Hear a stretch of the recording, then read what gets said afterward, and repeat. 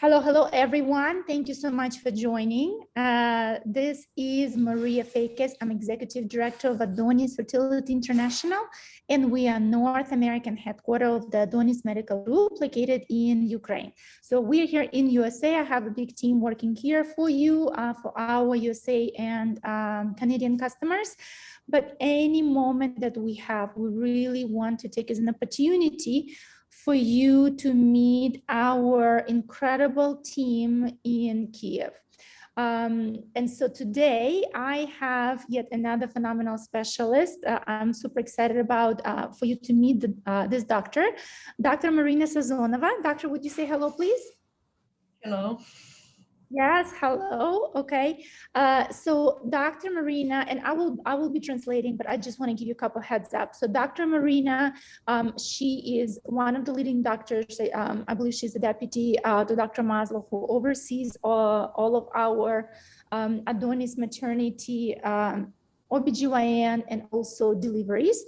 So we specifically are talking today about delivery side of the business. And for some of you that maybe you don't know, Adonis Medical Group, it's not just fertility clinic. It's when it comes to surrogacy to fertility, so we have our own fertility clinics, extensive embryo lab, diagnostic center, several clinics of OBGYN, and obviously our own private maternity hospitals. So it's really incredible that you have an access to such a phenomenal network. Okay, well, without further ado, let's jump into yes, to the doctor. And I want to start by allowing Dr. Maryna to just share a little bit about herself. Yes, so, доктор, расскажите немножко, давайте начнем с того, что расскажите немножко о себе, да, вообще, сколько вы работаете в этой отрасли, да, и как вы вообще попали, что случилось? Здравствуйте еще раз всем. Хочу рассказать немного о себе, что в акушерством я мечтала заниматься с самого детства. Моя бабушка была связана с акушерством, и я еще маленькая приходила к ней на работу и видела беременных женщин, как они рожали, и это вселило в меня мечту, что я тоже хочу быть акушер-гинекологом. И вот уже 20 лет я работаю. So sorry, I'm going to be interrupting you a little bit because I know you are so passionate about your topic. So, but let me start translating because you are just saying so much gold information right now. Okay, so doctor shared that yes, she has been in the delivery and maternity world for over 20 years. And it started truly when she was just a young girl. And so her grandmother actually, so there are generations of doctors in her family, and her grandmother was also in delivery and OBGYN. And she just remembers going through the hospital and visiting grandma. За это время я успела помочь появиться на свет около 5000 детей. Yes, so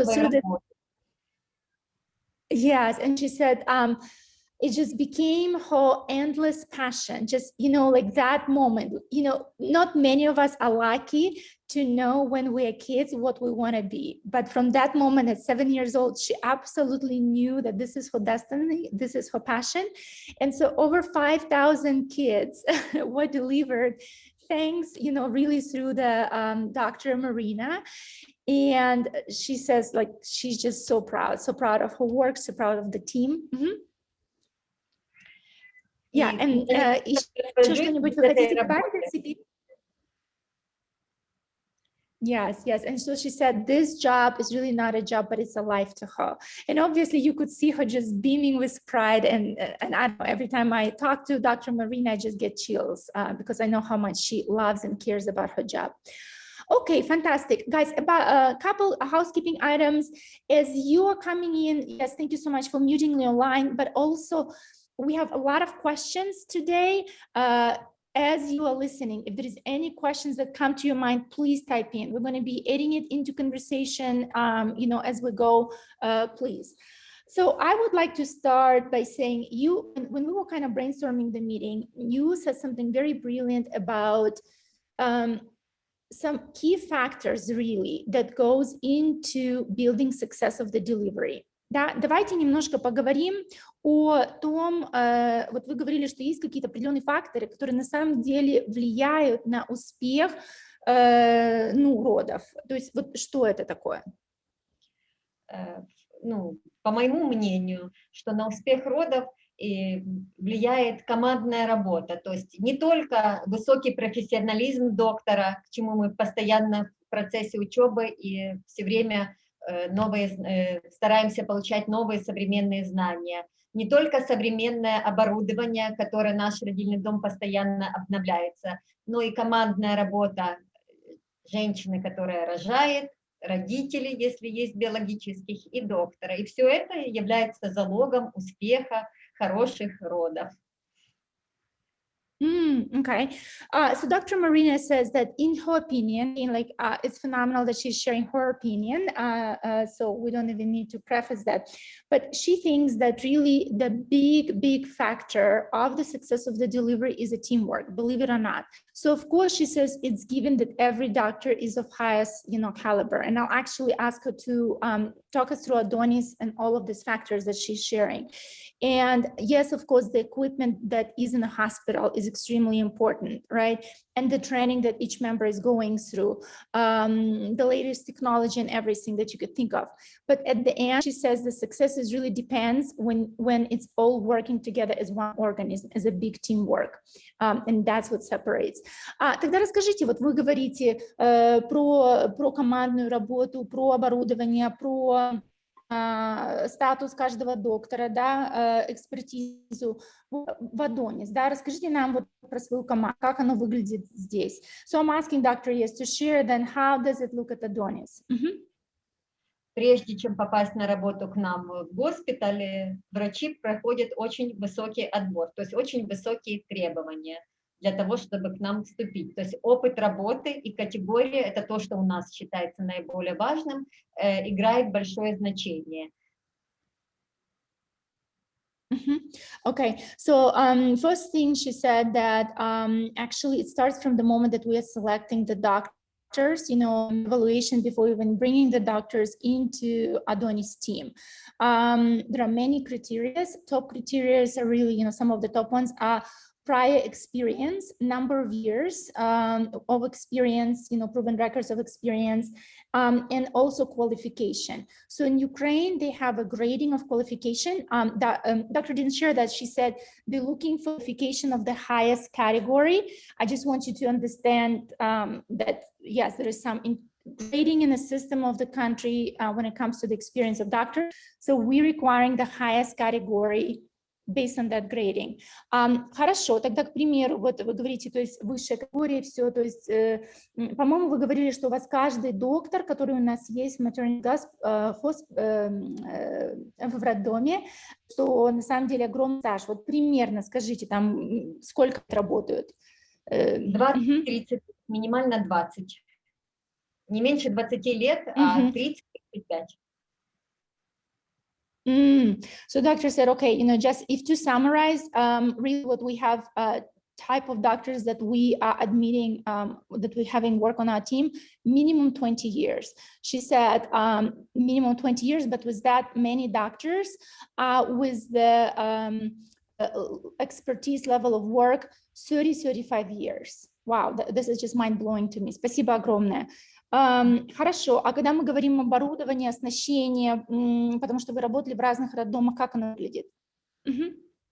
Ну, оборудование, мы следим за тенденциями, которые существуют в мире, и подбираем и обновляем по мере необходимости наше оборудование мировых производителей. Это Германия, Швейцария, то есть все, что самое современное.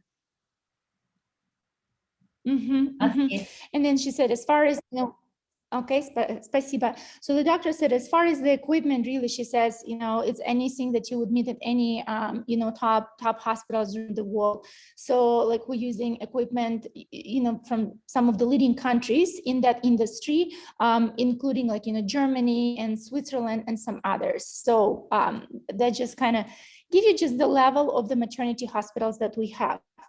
I want to ask doctor, because there is something that piqued my interest when I was previously speaking to her, and she was talking about trust. Okay, she said something to the extent that it's very important the patient, the woman who will be delivering, has developed a trust between her and the doctor. Расскажите, пожалуйста, про доверие, потому что вы как-то сказали, что есть доверие. Что очень важно иметь доверие между вами и между пациенткой. Вот почему и как это выглядит? У нас в роддоме, в компании построена работа так, что мы ведем беременных не только в момент родов, а с момента того, как они забеременели. То есть они приходят и знакомятся с докторами. И мы начинаем с ними общение с самого начала. То есть знакомимся и затем наблюдаемся в процессе беременности каждый месяц, ну или по необходимости. Отвечаем, консультирование шефа нашего и меня, руководителей, происходит 2-3 раза за время беременности. Okay, perfect. Да. So the doctor is saying that, yes, developing the trust between the pregnant woman and the team and the doctor, like it hands down, it's extremely important. So some of the things that is part of our routine is where before the delivery, part of the process, and remember, we are responsible, you know, from the fertility process, OBGYN is in the process. By the time the surrogate comes to us, maternity hospital already knows everything about that case. It's not just bring a person to them. So they would be scheduling ahead of time the meeting with the surrogate, meeting with the team, so she really understands and knows every single doctor and everything that will go into delivery. Wow, this is phenomenal. Да, спасибо. Что еще вы хотите добавить? Хочу добавить, что во время этих встреч мы общаемся, ну, помимо медицинских тем, да, и исследований, общаемся о проблемах тех, которые волнуют беременную женщину, рассказываем, на что она должна обратить внимание, какие признаки для нее важны, чтобы она обратилась к нам, и чтобы она чувствовала себя уверенно. Wow, this is important. So they said, of course, you know, beyond just, you know, getting to know each other, you know, doing, you know, formal medical observation and other things, a lot of time is being spent on helping surrogate understand, well, first of all, allowing space for surrogate to voice any of her concerns. Is there anything bothering her? Is there, you know, medically, physically, emotionally? They also spend a lot of times on talking surrogate or the pregnant women, but we're specifically talking about surrogacy through the warning signs. You know, what are the things she needs to be paying attention now, you know, day to day, in cases she needs to notify the hospital immediately, and some other options. So they spend a lot of time educating the pregnant woman, the surrogate, about that. Спасибо. И еще хотела добавить, что каждая беременная женщина имеет телефон, куда она круглосуточно может позвонить, и там есть доктор, который скажет, что ей делать в любой ситуации. То есть она на связи в клиниках. Отлично. And so, of course, in addition, you know, surrogate, and that goes above and beyond, you know, that we have coordinators who are constantly in contact with the surrogate, but maternity hospital as well, they provide a direct line to the maternity hospital emergency line, that if any questions or anything, surrogate could call at any time and be online with the doctor immediately with any questions. Okay. Let us talk, maybe, because when you're saying like we helping surrogate understand the warning signs and things that she needs to pay attention to, help us understand, more specifically, give us examples. What are those warning signs? Like, I'm curious to know what are you sharing, and yeah, and what kind of things they're watching for. Давайте теперь поговорим, вы сказали, что вы с ними делитесь, если вы им даете, ну, как список предсказаний тех вещей, на которые они должны обращать внимание, вот эти, знаете, красные флаги разные, перечислите нам, дайте нам, ну, я не понимаю, не все перечислите, может быть, недостаточно времени, но хотя бы некоторые, чтобы мы поняли, представили. Это кровянистые выделения из половых путей, да, то есть кровь, если видят кровь, это повод немедленно позвонить врачу. Если рвота, допустим, если повышается артериальное давление и сильная головная боль, там, нарушение, ну вот со зрением что-то не так. То есть это все те симптомы, когда мы говорим, что надо звонить немедленно. Okay. So she said, you know, of course, some of the more common ones, immediate ones that they paying, asking surrogate to pay attention to is, of course, bleeding, including just even if it's tiniest spotting, you know, just tiny drops. So it doesn't matter the amount of bleeding, vomiting, also blood pressure, any changes, any deviation in blood pressure is extremely important. And, you know, anything that also to do with the eyesight, right? Like, you know, if they're sensing, then they have, you know, some signs that it's getting worse, they're feeling something unusual with the eyesight. Also, if they're getting headaches, you know, not typical, something outside of the norm, headaches of any type of severity, that's something that they also need to report immediately. Спасибо. Еще что-то вот к этому листу, хотим еще что-то добавить? Боль живота, да, то есть повышение температуры тела. Ну и, в общем-то, говорим о том, что если беременная чувствует себя не так, как обычно, она может обратиться. Мы проконсультируем сначала в телефонном режиме и вызовем скорую, если надо, доставим к нам в госпиталь непосредственно. Thank you so much. So, of course, other some of the signs, changes in the temperature, and they're spending a lot of times training surrogate to recognize when she feels anything off, right? Because some things, some signs could be maybe they might seem normal to someone, but they seem to be not normal to her. They also stress, and I know I have been part of these conversations as well, they really help surrogate to know that there is no like too small or too, you know, too big issue for them. Like sometimes, like as pregnant women, we'll be second guessing ourselves and thinking like, am I thinking, overthinking? They're saying, if you have an intuition that something is off, you need to report it immediately, right? Okay, отлично, спасибо большое. What about some of the things, because I know other parents were asking about it, how do we help surrogate to maybe feel the baby, right? Because it's not always a condition that there is something wrong with surrogate, right? In her body, you know, bleeding and things like that. But there also could be some warning signs or stress signs of the baby. Проговорите нас, пожалуйста, некоторые из вот того, что вы рассказываете, да, это относится, может быть, больше к телу самой суррогатной мамы. Как мы их учим, может быть, как-то вот чувствовать и понимать нужды ребенка, да, вот есть такой термин, я знаю, многие родители волнуются, например, стресс ребенка. Как вот мы помогаем с этим? Ну, многие суррогатные мамы, которые идут в проект, они понимают важность той миссии, которую они выполняют для семей, которые ждут этого ребенка. То есть еще с самого начала мы проговариваем важности и какое-то хорошее, ну, дело, миссия какая-то хорошая для того, что они помогают выносить ребенка. Поэтому мы учим о том, что они должны правильно питаться, гладить тоже животик, ну, то есть делать те движения и состояния, которые бы делала родная мама для того, чтобы ребеночку было спокойно. То есть сколько что надо гулять, отдыхать.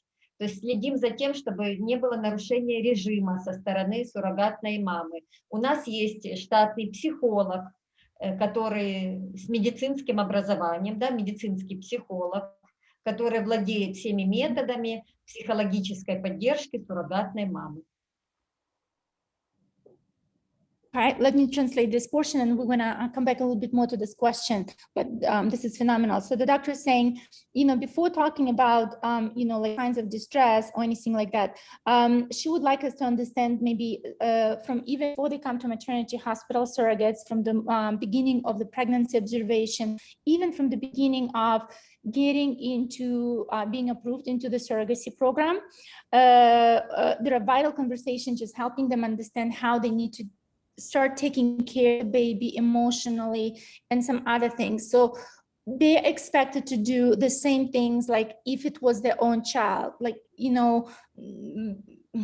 not petting, touching the belly, soft and soothing way, positively thinking about the baby, just creating the best environment for the baby as possible, the diet, the food, amount of time spent outside, all of that. So creating as perfect condition for baby as possible. So a lot of times is being spent on that. And I know we also had another topic that we were talking about the emotional side of surrogacy. We also, and Dr. Maryna reiterated that we have a staff psychologist, we have the coordinators, we have a lot of the professional help from that perspective as well. So this is just to help surrogate really build that normal condition. Now, I want to come back to the question. So now as we're getting closer to delivery, because again, so many parents are asking about it, how does the surrogate react if there is something emergency or something is with the baby, okay? So I'm going to ask that doctor to add some thoughts here. Доктор, спасибо огромное.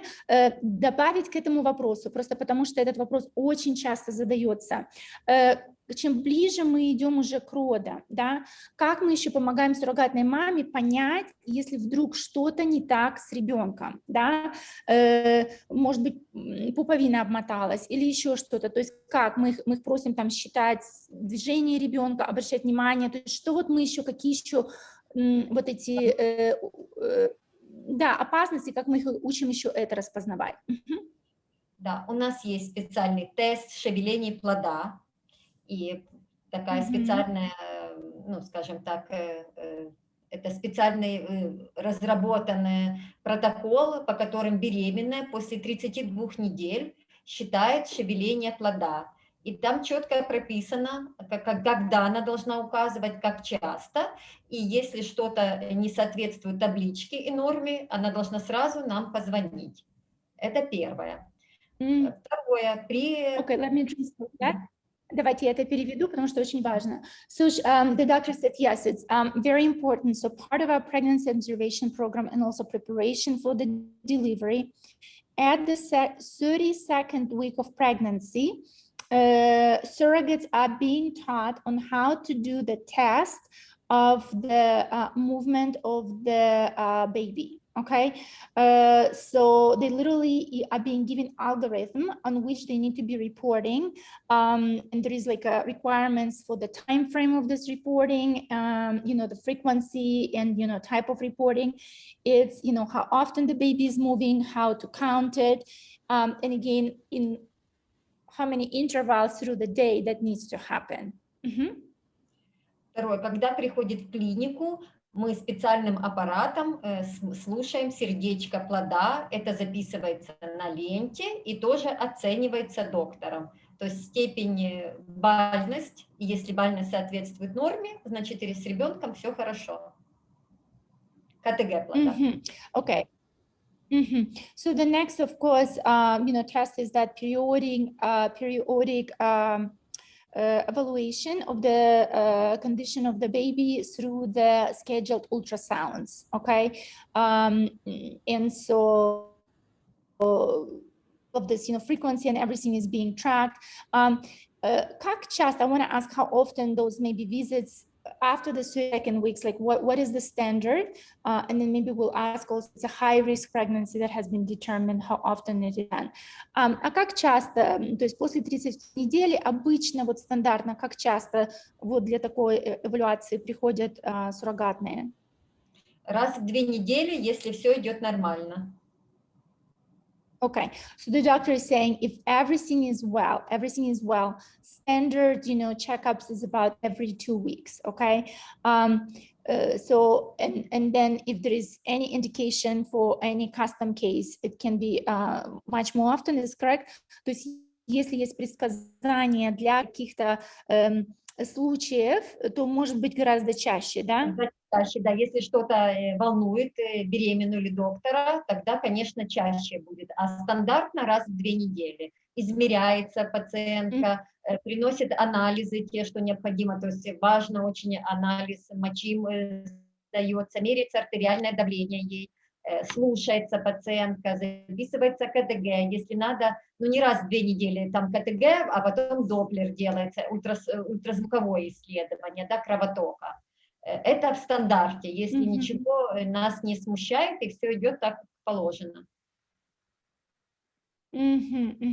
Yes, yes. So doctor said yes, absolutely. So if needed, surrogate is being seen more often, you know, and that's really is part of the, you know, custom solutions that we have, part of our pregnancy observation. But the minimum, it's always, you know, it's about every 2 weeks. And it's not just the ultrasounds, you know, there are so many different tests that are being done at a different frequency, including additional testing that the analysis that surrogate needs to go through, you know, some vital fluids and things like that.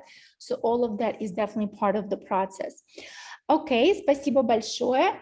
How, gosh, like this question we get all the time as well, how to make decision about expected deliveries, right? Because parents need to plan their travels, they need to understand. So really, like, how do we make decisions about the term, and how do we make a decision whether it's a C-section or natural delivery? Okay. Доктор, расскажите, пожалуйста, потому что этот вопрос очень часто задается, родителям нужно планировать путешествия и так далее, да, недалеко. Как вообще мы принимаем решение, доктора принимают решение о том, какого типа будет роды, это кесарево, не натуральные роды, на каком сроке примерно, то есть как мы это оцениваем? Где-то в большинстве случаев 30-32 недели беременности мы вырабатываем предварительный план родов и можем уже сказать, будут предположительно, будут они самостоятельные или будет кесарево сечение. Это в 30-32 недели предварительный план родов. Okay, so doctor said that part of our, you know, standard procedure at about a term of 32 to 33 weeks, then it's going to be a concilium. Oh, and I'm so sorry, I'm going to mute someone for one moment. Okay, so the concilium of doctors is being created, and the plan of the delivery, preliminary plan of the delivery is being designed as well. And so during that preliminary plan, that's when it's being already projected what kind of delivery, what kind of term, what doctors expect. Если это точно будет кесарево сечение, мы определились, что выработали план, что будет кесарево сечение, мы назначаем предварительно дату кесарево сечения, предварительную. Это в 30-32 недели. Okay, yeah, so if it has been determined that it's most likely going to be a section, then the doctors at that time will already be setting a preliminary date of that C-section. Потом мы повторно Отлично, спасибо. Встречаемся в 37 недель, это уже 37. Это уже зрелая беременность, уже могут начаться роды, и мы подтверждаем предварительный план или вносим какие-то свои коррективы. И уже окончательно мы определяем. Okay, thank you. So then at 37 weeks, doctors reconvene again, and that's when already the final decision and really the final date and everything is being determined. And of course, you know, doctor said we understand that at 37 weeks, it's already potentially the term when, you know, delivery could be happening. So yeah, so that's a great milestone to finalize all the plans. Спасибо. Еще что-то хотим добавить вот по этим вопросам? Нормальные роды, если есть самостоятельные роды, они могут начаться с 37 по 41 полную неделю. Это такой промежуток, мы не можем никак на это повлиять. Mm-hmm. So doctor said important to understand, and I know like sometimes our doctor, our families, well, can you make it more precise? But what doctor is explaining, if it's a natural delivery, unfortunately the window, it's not unfortunate for the baby, it's unfortunate for planning, making your travel plans, right? We need to realize that the natural delivery could happen anywhere between 37 to 41 weeks. And it's something that doctors cannot pinpoint and make it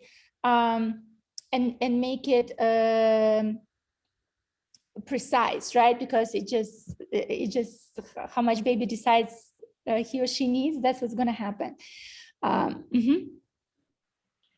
Ну вот так. Okay. Wonderful. So I don't have questions more about as far as making the decision about expected delivery. So guys, if it makes sense to you, we're going to move on to a couple other questions.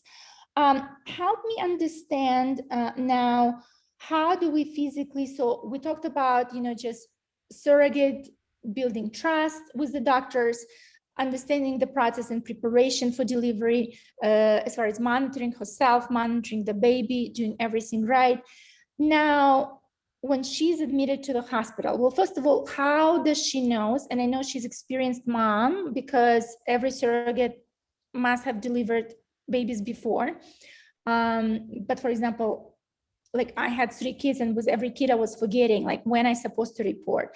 So I want to know, first of all, how do we teach them to know when to contact hospital coordinators for actual delivery, right? Like when do they get check-in? Расскажите нам, пожалуйста, теперь, когда, вот как мы инструктируем суррогатную маму, когда она должна, как она должна определить, что вот схватки начинаются, когда бежать в госпиталь, вот как вот это все? Ну, если не считать тревожные приступы, то что такое роды мы рассказываем? Это мы рассказываем схватки, что это такое. Живот поболел, перестал. Она может посчитать, поболел, перестал. И есть промежуток раз в 10 минут. И не проходит целый час. Тогда она нам звонит. Это первое. Let me translate that, because this is very interesting, again, because I was always forgetting. So I think it's important to know for parents as well. So when we're talking about normal pregnancy, okay, guys, we're not talking about all of those signs, warning signs of emergency where she just needs to report immediately. We are talking about, regular pregnancy. So what surrogate is being instructed and what the doctors are practicing and making sure she understands, she needs to watch, like literally, like, when she has a tummy ache, right? And I mean, delivery tummy aches feels really different. So tummy aches, and start tracking and the intervals between those tummy aches, the different condition that the surrogate is feeling.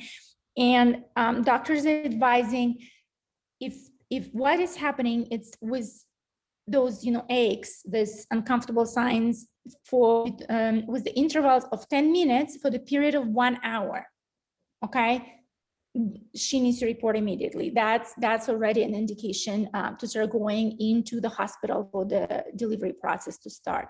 Ну, на самом деле еще есть программы в телефонах мобильных, которыми беременные тоже пользуются. Специально для подсчета схваток. Doctor said that also there are some very special programs that could be downloaded as apps, and surrogates is suggested to do that as well, that will help count and do all of this estimation more automatically. As a curiosity, what kind of programs? Give us some examples, because I would love to even look it up and have parents look it up as well. Дайте пример некоторых этих программ. Ну, у нас их очень много. Они таки считаются подсчет схваток. Вот они так и называются, как считать схватки. И очень много их. Doctor said, actually, there are so many of them, different programs, all of them are quite good. If you would Google, I guess, search for programs that help count, and now I'm running blank, like translation for the word. Anyway, like those feelings when the baby, contractions. Thank you so much. Oh my goodness. Yes. If you Google program that helps count the contractions, you're going to get a huge range of those programs, and all of them are quite good. Okay. Спасибо. Thank you so much. Anything else that we are sharing with them? Хотела добавить, что все-таки суррогатные мамы – это мамы, которые уже рожали, и у них есть опыт, они знают, что такое схватки. And yes, and once again, the doctor wanted to preface that because it is a mandatory requirement that surrogate mothers, they are mothers themselves who had experience with deliveries before, they definitely know what contraction is and means. So they are not, brand new first time that are not sure. So absolutely. Okay, great. So then she has those 10 minutes intervals counting for an hour. We determine as contractions. She is coming to the hospital. Then what next? Okay, so talk us through that. Help us imagine. Теперь давайте, хорошо, значит, она вот все посчитала, мы поняли, туда 10 минут в течение часа, и, значит, она приезжает в госпиталь. Что потом с ней происходит? Ее встречает доктор, который производит осмотр, слушает, записывает, смотрит сердцебиение, если надо, ультразвук, определяются на каком этапе и переводится в родильную комнату. Okay, so yes, the first thing that's going to happen is surrogate is being met by the doctor, by the professional. That doctor is already doing immediately observation and analysis.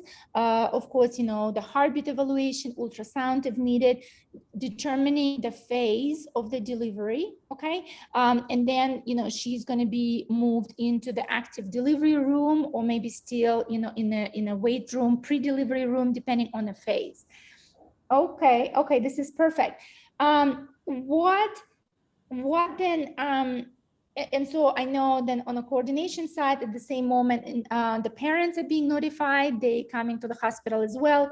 So talk us through the roles right now, roles of a surrogate, and then what in the meantime, our parents that of course, I'm sure they're nervous and going crazy, like what are the roles of the parents, how they can help and what do they do? Хорошо, значит, мы это определили, теперь проговорите нас немножко через роли, да, потому что я сказала, конечно, значит, суррогатная мама доехала, в это время координаторы сообщают, связываются с родителями, родители приезжают, и, значит, какая роль родителей, как они могут помочь, что они делают, потому что, конечно, нервничают все, я представляю, то есть, что происходит? Мы разговариваем часто с родителями, и родители говорят, хотят ли они быть в момент рождения ребенка, или хотят, чтобы мы ребенка вынесли, уже родился, и вынесли к ним в отдельную комнату с детским доктором, то есть учитываются пожелания родителей. Если родители хотят видеть момент, мы их переодеваем и запускаем в момент рождения ребенка, они могут перерезать пуповину и сразу взять к себе на ручки еще в родильной комнате. Можно так. Если не хотят, тогда мы это делаем сами, и тогда ребеночка приносим к ним уже в палату. Детский доктор приносит к ним туда. То есть ориентируемся на пожелания родителей. Well, doctor said that, and I'm smiling because I just know what a precious moment that is. It's something that you have been waiting for so long, and just the fact that we're talking about delivery just always warms my heart. So she said, of course, like one of the big roles that is being determined, and you have conversations prior to that, we know the wishes, but maybe, if you're still not sure of you, no matter what, the doctors will at the hospital ask you again, what are your wishes? Do you want to be active part of the delivery, or do you not, right? And so if you want to be part of the delivery, witness the birth of your child, even, cut the umbilical cord, absolutely, that will be organized. You're going to be put in a, special you know, uniform and all of that, and you're going to be in a birthing room, and you will be assigned the roles and instructions based on that. Otherwise, you know, as soon as the baby is born, umbilical cord has been cut, initial test has been done, the baby will be brought into your room and you will be meeting the baby. Okay, great. So talk us through now the first phases of the life of the baby, right? Like what are some immediate tests or what parents could expect? Because again, things are happening so fast and everything is crazy from there. Расскажите, пожалуйста, вот ребеночек родился, тогда что ожидать, какую поддержку мы делаем ребеночку, тесты и так далее. Еще во время рождения ребенка в процессе присутствует детский доктор, мы его вызываем, и только ребеночек родился, детский доктор еще осматривает сразу после рождения, мгновенно, смотрит рефлексы, смотрит, слушает его, измеряется насыщенность крови кислородом специальным аппаратиком, оценивает и состояние ребеночка при рождении на 1-й минуте и на 5-й. Это самое первое. So the very first thing that's going to happen is, and actually doctor said that part of the delivery before the baby is born, it's already part of in the room, actively in the room is the neonatologist, who will be immediately following the birth of the baby doing evaluations. Very important are the 1st minute and 5th minute after delivery. Oh my God, like to me, it's mind blowing. 1 minute, it seems to be so fast. But neonatologists will be checking all of the reflex and the vital signs of the baby, all of like immediate tests, including oxygen in the blood and some other things. И тогда через 5 минут после этого теста ребеночек уже переезжает или еще какие-то тесты сделаны? Ну, в этот момент все тесты делаются. Цвет кожи оценивается, тонус, крик, насыщенность крови кислородом. То есть все необходимые, чтобы сказать, да, ребенок первично родился и все хорошо, может идти дальше к родителям. Okay. Yes. So during those tests, because I was wondering if like if there is a test after 5 minutes before baby is with you full time. So the doctor said yes. So again, majority of tests are being done immediately. So once the doctor, all of it is to determine that the baby was born, is healthy, and is okay to be transferred to parents. So that's the indication. Okay. All right. Help us. And guys, I'm rushing through some questions. I would love to sit more on each question. I have a couple more and I'm watching the clock and I know we have not as much time left. Great question right now came from a parent. It says, what about surrogate wishes? What if she is not comfortable with parents being present in the delivery room? Do we need to discuss this with our coordinator ahead of time? Phenomenal questions. Let's ask.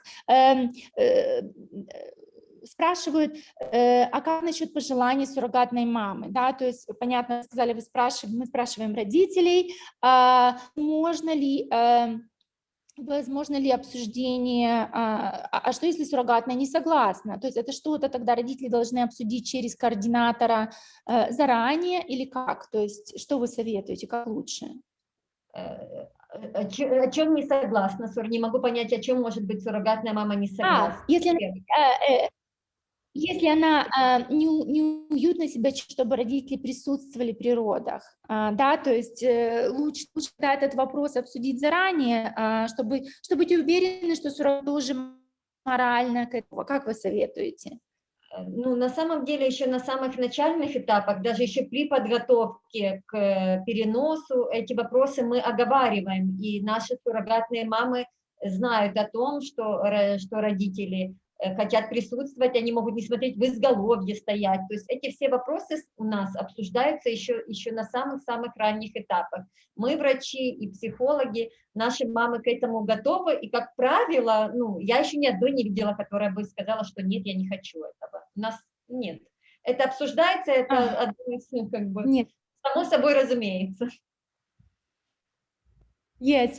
Doctor is smiling because she says, well, actually, like she cannot even think of any cases when surrogate did not agree, where she did not welcome for the parents to be in a birthing room because she understands how important it is.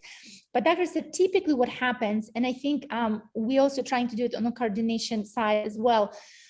This is a question that is being discussed even before surrogate is going into the program. As you guys are going through the matching process and you're understanding, is it a good fit or not? I know that this question is typically being asked and discussed between parents and a surrogate. Is she comfortable? Like, what's her attitude towards parents being in the birthing room? So yes, but if you didn't have this discussion, definitely it is a good practice to discuss through coordinator, with the surrogate, right? So, but doctor smiles because she does not expect, she have not seen any surrogate that said no. Another question, are fathers allowed in the delivery room, right? Because it's a surrogacy, and maybe right now there is also, we need to take COVID into consideration. So when we're talking about program of surrogacy, we're talking about not just one extra person, right? Like if it was your own delivery, you only have husband who's coming, or, your relative, loved one. If we're talking about surrogacy, we're talking about biological mom and dad. So are both parents right now allowed, or during the COVID, maybe one of them is allowed? Расскажите, пожалуйста, когда мы говорим, что родителям разрешается, и может быть сейчас другие правила, потому что COVID, когда суррогатство, мы же говорим мама и папа, 2 человека. Мы обоим разрешаем или пока только мама? Как это работает? На данный момент пока предпочтили только мамам. Да, и, чтобы не было тоже много людей во время процесса родов. Кому-то одному из родителей предпочтительнее мама. Вот сейчас так. Okay, so the doctor said yes, because of the COVID, we do have to limit number of people who are in the delivery room. So it is a preference that it's one person. And if you have to make a choice, typically it's a mother who is being present at the delivery. Okay, but of course, it could be discussed if you guys are choosing for dad to be, doctor said typically they see mother to be part right in the birthing room. Okay. But it's something that we could discuss closer to each of the deliveries in the future. So great question. Okay, talk to us about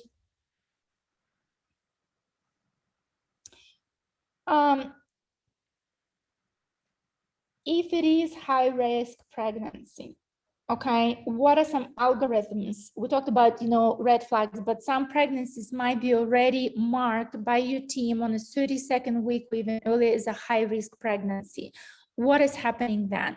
Расскажите немножко, мы уже говорили про вот эти вот внимание, на что обращать и так далее, но некоторые роды, они уже, в вашей комиссии или, может быть, даже до комиссии, они уже рассматриваются как повышенный риск. Да, то есть, может быть, в общих чертах, что в этом случае предпринимается? Лежат они в постели, приезжают в госпиталь, заранее сидят до родов, мы за ними смотрим, то есть что в этом случае?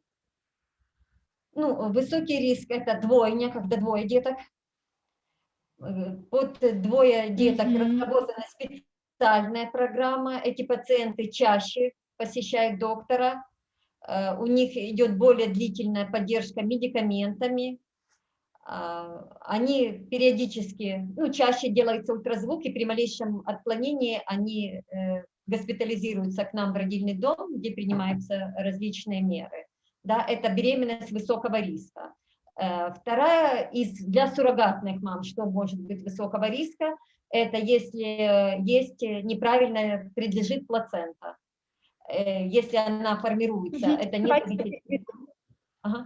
задвойня. Okay. So when we're talking about more maybe like indication high-risk pregnancies, of course, there could be different variation, but just some of the most common ones the doctor would like to highlight. One of them is definitely a twin pregnancy. No matter what, from the moment that it's a twin pregnancy, is considered to be a high-risk pregnancy. So already through the pregnancy observation, you're going to see more visits to the doctors, more tests, more ultrasounds, more medical supply. There is so much more of everything. And so, that pregnancy will be watched, and the communication with the delivery hospital and some of the things that will be required of pregnancy are quite different. And there are special protocols for the twin pregnancies. Now, if we're talking about specifically assisted reproductive technology, then doctor said one of maybe more common risks that, elements that could be considered or influence and put that pregnancy into a higher risk pregnancy is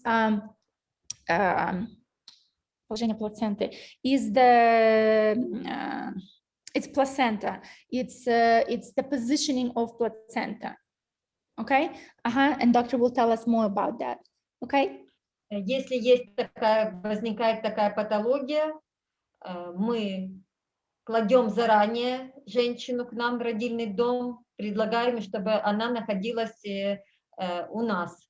Мы согласовываем с родителями, рассказываем риски, и как родители решат, или все время, если они хотят, она может у нас там после 30 недель, после 32 недель может постоянно у нас находиться. Мы можем поселить ее вблизи родильного дома. То есть обговариваются все эти ситуации с координатором, с родителями, мы рассказываем риски, оцениваем ситуацию, и если нужно, пациентка все время может находиться под нашим присмотром. Это при такой патологии. Тоже в зависимости от степени выраженности. So then the doctor said, in the positioning of placenta, there are also, what we need to understand is like not just positioning of placenta general would immediately be high risk or the highest risk. There are different categories of positioning of placenta and different elements that goes into it. So depending on the risk, you might be, she might be suggesting, just limiting some of the activities and doing some things. Maybe she even could be moved into the place right next to the hospital, right? Or in some more severe cases, you might be offered and suggested for the surrogate to be hospitalized and be monitored 24/7. And it could happen as early as 30 weeks, okay? And guys, it doesn't mean that it's always happening. I just want you to know, like if you hear sometimes some suggestions or, how we're watching things, why those things are being shared. Хорошо, спасибо большое.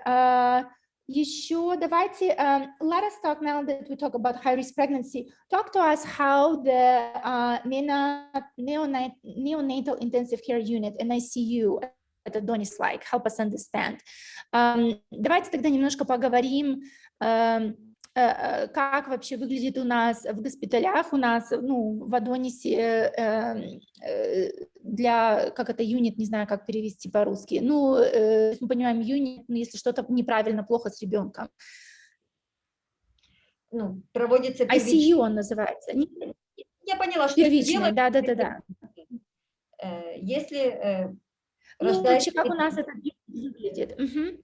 Если рождается ребенок, оценка проводится, не соответствует норме, да, то есть проводится первичная реанимация новорожденного, у нас есть кислород, есть там дыхательная аппаратура, есть медикаменты, то есть специальная укладка для того, чтобы оказать помощь, если ребенок родил, быструю помощь на месте, если с ребенком что-то не так. Это первичная реанимация. Затем переходит в палату реанимации, где находятся специальные кювезы со следящей аппаратурой, со всеми высокотехнологической аппаратурой, с круглосуточным постом, и там уже оказывается дальнейшее лечение. Okay, thank you so much. So yes, so the doctor said, neonatal intensive care unit is really, what you would expect in any other, top hospitals as well. So first of all, immediately, following the birth, following the delivery, and following that evaluation that she was talking about at 1 and 5 minutes, if it has determined that there are any issues, any deviations, then immediately already in the birthing room, there are all of the reanimation and some emergency equipment and the doctors available to provide such immediate intensive care. And then after some moment, the baby will be moved into actual intensive care unit, where there is like those special cases, and the doctor was using a special word, but I have no idea how to translate it. But you've seen it, those cases in which, you know, baby is laying, 24/7 observation, full-time neonatologist nurses. And of course, then the care will depend on type of, you know, the case that it is. But all of the top equipment, medication, everything that you need for the intensive care unit, definitely Adonis has as well. Спасибо. Мы хотим еще что-то по этому вопросу добавить? Или уже, сказать, в принципе, что все все сказали? детки, да, они имеют степень врачей-реаниматологов, то есть они научены и специальные курсы, квалификация на именно врачей, чтобы оказать реанимационную помощь и лечить этих детей. Они все у нас имеют этот сертификат.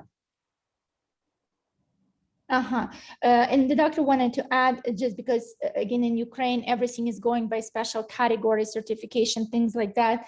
So you just know that the neonatologists and the doctors who are in our ICU unit, they are all certified reanimation as well. So, you know, just taking care, but also being able to help the baby to overcome the critical situations. So some of the highest categories here as well. Thank you so much. Just scanning through my questions. How long, so if everything is normal, okay, how soon parents are expected to be discharged? Is it the next day, second day? Like, what do you typically see? Если все в порядке, да, все стандартно, как обычно, сколько родителям ожидать, что они будут в госпитале с ребенком? И когда выпустят? На третьи сутки, третьи, четвертые сутки, 3-5 дней. Окей. So, doctor, а если 3-5 больше, когда кесарево, правильно? А если не кесарево, то 3 дня или бывает 3-5 дней? В принципе, ребенка, опять-таки, кесарево это для мам 5 дней, а для детей, третьи сутки обычно мы выписываем. Бывает, что, когда успевают анализы, если все в норме, то третьи сутки. Если совсем-совсем все в норме, третьи сутки. Okay, wonderful. So yeah, the doctor is saying that you would expect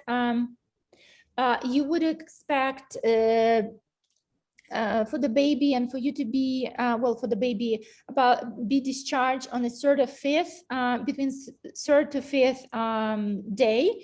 Now, 5 days, this is typically more for like discharge of a surrogate mother as a result of a C-section. Then even if a C-section, baby still typically, doctor said you would expect 3 days. Yeah, so norm is about 3 days you will be discharged, unless there is something that is unusual that has been found. Great question came in, unusual question, which I love. Thank you so much for sharing. Asking, can the doctor, can doctor or the team film the cesarean session, C-section for the parents? Можно ли записать, то есть понятно, что если роды кесарево, так как это операция, то родители не могут присутствовать физически, но можно ли найти какой-то вариант, где мы можем записать кесарево? Это было бы очень важно для родителей. Момент рождения ребенка. Если родители у нас есть специальное окно, и родители все видят и могут записывать в операционную. У нас есть, мы разрешаем за специальным стеклянным стажом. Они смотрят и могут записывать сами. То есть они видят рождение. Okay, so это так близко, что это можно видеть, да? Okay, спасибо.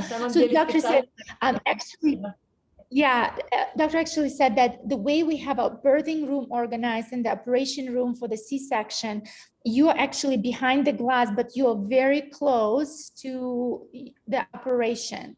So she said that the visibility is really phenomenal. So you definitely could be recording from the place that you're watching. So it's absolutely possible. But I'm definitely going to take this question offline, and I'll kind of brainstorm with coordinators and doctors more, and just and we'll see if there's anything that could be improved. In addition, we will look for it. But at the minimum, doctor said you will be behind the glass, very close to the table of operation and that you will be able to record anything that you want. Related to this question, would a birth photography be possible in a natural birth? I'm going to ask, and thank you so much for asking, I'm going to ask that. I worry that maybe if typically it would have been allowed, what doctor have said, because during the COVID, we're limiting the number, because of the safety reason, limiting the number of people physically in the room. The answer might be no, but let's ask. Как это относится к этому вопросу? Ну, может быть, опять же, из-за ковида вы скажете, что мы лимитируем количество людей, к сожалению, это нельзя будет сделать. Спрашивают, во время обыкновенных родов можно ли организовать, где фотограф, специальный фотограф также может присутствовать и делать фотографии. Как вы думаете, это получается еще один лишний человек? Либо, может быть, мама может делать эти фотографии во время родов? Мама точно нет, а фотограф, ну, это надо уже и с мамой обговаривать, это надо тестировать фотографа, то есть анализы для фотографа, чтобы пустить, потому что это лишняя инфекция и лишний риск заразить ребенка. Ну, если есть желание, согласна суррогатная мама, и обследована будет фотограф, то, в принципе, можно пригласить, ну, это процесс не длительный, да. Да, спасибо. So the doctor said, okay, because I said, okay, if we cannot allow to bring the photographer, can then maybe biological parent, you know, biological mother, you know, who is in the birthing room do the photographs.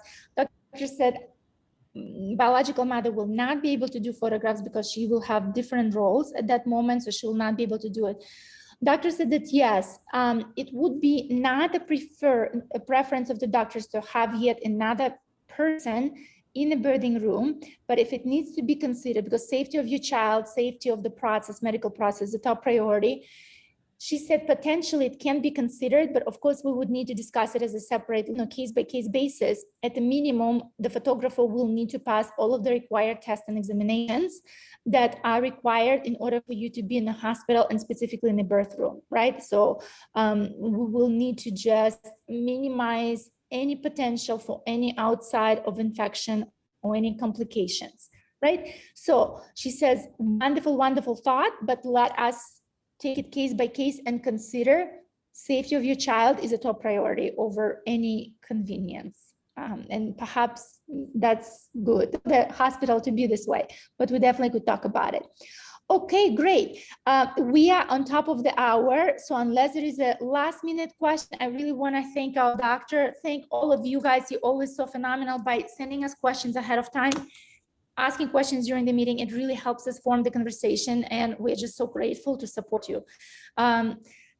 Доктор, я просто просмотрела следующие вопросы, но мы уже все, час закончился, поэтому очень благодарны вам. Просто я, например, столько нового выучила. Спасибо огромное.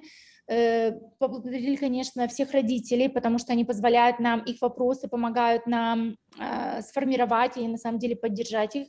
Но огромное спасибо вам и вашей команде. Вы просто наши герои, потому что вы там работаете каждый день, спасаете жизни.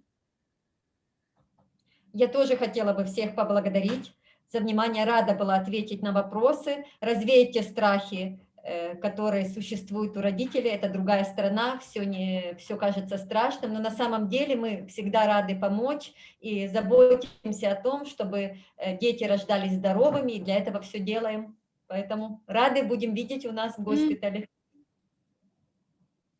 Oh, спасибо огромное. Let me guys translate, and thank you for all your things that you are posting. So the doctor said that yes, in her turn, she also wanted to really thank you, and just she wants you to hear how appreciative she is of you spending so much attention and allowing her to share some of the side, because she knows how scary it could be when you're looking in some processes that are not even like in your city, right? Like forget about the same state, country, whatever. It's another country. So she said, natural, there's so many questions, so maybe fears or some other things. So thank you.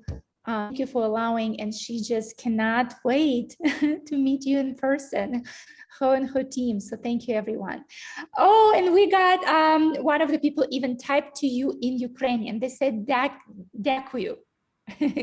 That's thank you in Ukrainian. How do you say welcome? How do you say you welcome in Ukrainian? как сказать, I forget to translate sometimes. Как сказать, пожалуйста, по-украински? Скажите, пожалуйста. Будь ласка.